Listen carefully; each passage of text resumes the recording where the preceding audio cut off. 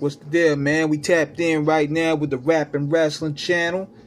So I want to talk about Bill Goldberg and how much of a phenomenon he was in the 90s. See, Generation Z today, they give him a whole lot of flack. And that's mainly because of his, at the time, his reckless ring style. A lot of people complain about him hurting wrestlers. A lot of people complain about the Bret the Hitman Hart thing, which was legitimate. But at the same time, I lived through this. And Goldberg was a phenomenon. I mean, he put asses in seats.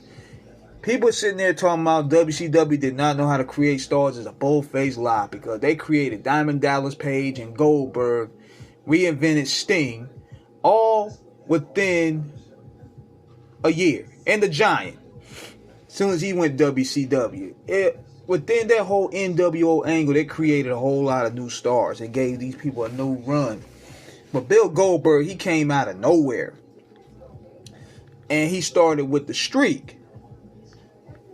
And every week he would just beat guys so quick, he don't talk, he'll just talk, leave. Now they based his booking off of Mike Tyson. The black trunks, the quick ending, the matches, all that was based off Tyson. But where he started really gaining momentum was around 98 when he won the US title from Raven, I believe. So that's when the momentum started kicking. And all of a sudden the streak went from 40 and 0 to 110. I don't know where he had those 110 fades, but hey, it worked. We believed it. But see, what was dope about Goldberg is that he had the whole package of a star.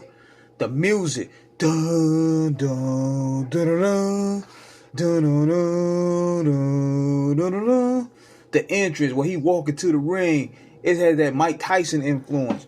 The war chant, Goldberg, Goldberg. And the way he used to come to the ring with the pyro and stuff, he was just snarking. Then he used to just straight kill motherfuckers. I'm talking about the spear and the jackhammer. That's all we needed. He brought that big fight energy to WCW. And he had his own streak. And that's why him beating Hogan at the Georgia Dome was one of my all-time favorite wrestling moments. That moment right there was the moment to see right there. Even though people talk about, man, they should have put it on a pay-per-view. Man, look, it still was magic either way. Look, I'm not behind a boardroom. I'm not the one in charge of the booking. I don't care. It was a great moment for us to see as fans. Even though free TV, I said forget it. But he kind of got lost in the shuffle with WCW's wacky booking in the later end, but he stayed over. Then they did that nonsensical thing of turning him heel, which I don't understand. That only lasted for 2 weeks? But he always remained over. He was one of the guys that we wanted to see as a part of the invasion. So he came after the invasion 2 years later. And he had a decent run, even though it felt as though he didn't want to really be there.